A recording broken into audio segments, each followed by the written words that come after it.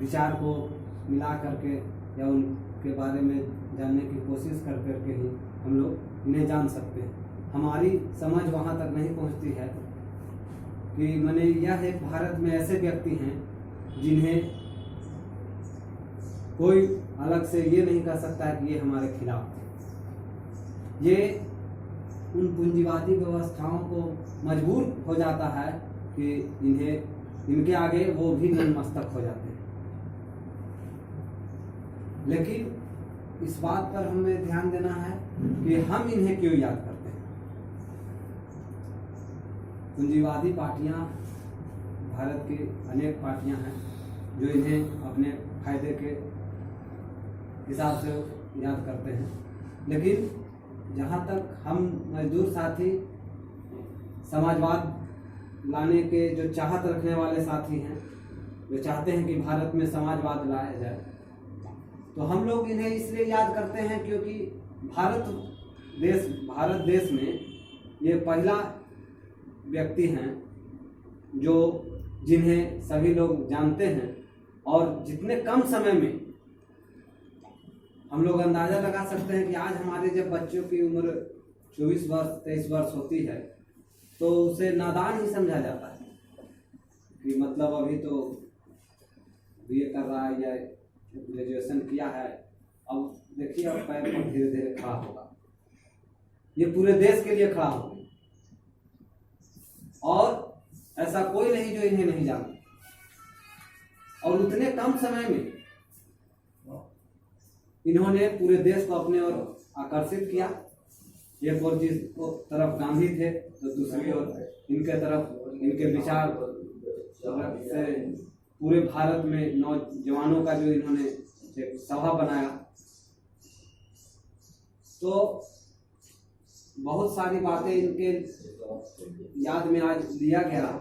लेकिन हम लोग मजदूर साथी और कम्युनिस्ट विचारधारा, नास्तिकता, मजदूर के विचार के बारे में जानना, ये सारे इनके अंदर थे।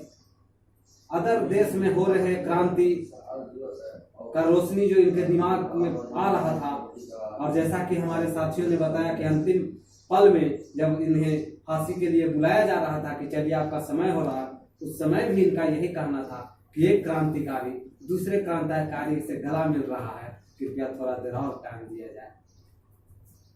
यह एक ऐसे व्यक्ति थे जिन्हें अपने फांसी पर अभिमान था।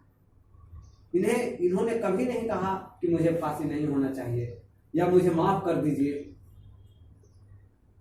जिस तरह से हम लोग बहुत सारे देश के साथी स्वतंत्रता सेनानी या क्या क्या उनको कहा जाता है, जैसे गवास्कर जी हो गए या नाथूराम गोड्से को भी लोग पूछते हैं, गवास्कर को भी लोग पूछते हैं, जबकि बहुत सारे देश रत्न हैं जो अंग्रेजों से माफीनामा लेटर लिख चुके थे कि मुझे माफ कर दिया जाए और उन्हें पेंशन तक मिलता था। लेकिन इनके तरफ से इन्होंने कभी नहीं कहा कि हमें माफ कर दिया जाए या हम गलत किए हैं। इन्होंने बम भी मारा तो कहा कि मैं किसी को घायल करने के लिए बम नहीं पड़ता हूँ। हमारे जो देश के जनता बहरा हो गया है, इतना जुल्म होने के बाद जो सोया हुआ है उसको जगाने के लिए, जिस तरह से हम लोग चौक चौराहा पर आंदोलन कर रहे हैं, तो यहाँ पर जो मजदूर लोग सोए हुए उनको जगाने के लिए करते हैं। अगर जाग जाए तो वो लोग खुद यहाँ हम लोग को खोजते हुए आएंगे। वो सोए हुए इसलिए हमें उनको जगाने के लिए बैनर के साथ जाना पड़ता है कि देखिए हम आपको आह्वान करने आए हैं। तो कहने का मतलब ये है साथियों कि यह एक ऐसे व्यक्ति थे जिन्होंने यह कभी स्वीकार नहीं किया कि मैं जो कर रहा हूँ वो गलत है, और सही में ये गलत नहीं। इनका विचार इतना ऊंचा था और जितने कम समय में इन्होंने पूरे देश को और मजदूर वर्ग को, समाजवाद को समझा, शायद किसी और हमारे भारत देश से अलग रसिया और ब्रिटेन से, हमारे गुरु लंदन से, उन्होंने भारत को पढ़ा और देखा और यहाँ की राजनीति पर और जो अंधविश्वास भारत में, यहाँ की पूंजीवाद और अंधविश्वास दोनों का बहुत गहरा संबंध। मार्क्स ने बहुत पहले कहे हैं कि भारत में धर्म का इतना गठजोड़ है कि कई 100 वर्षों तक भारत में पूंजीवाद पूरी तरह से राज करेगा, क्योंकि वहां धर्म की राजनीति होगी, वहां धर्म का गठजोड़ है। लोग, मजदूर जो है अपना, उसका भविष्य उसके ही हाथ में है, लेकिन जब तक आपका भविष्य आपके दिमाग में है कि ये तो भाग्य का दोष है, तब तक सही बात है। हमारे अध्यक्ष महोदय ने जो कहा कि जब तक आप ये मानते हैं कि आप गरीब या मजदूर या आप शोषित इसलिए हैं क्योंकि यह आपके भाग्य में लिखा हुआ है, तब तक आप लड़ नहीं सकते हैं।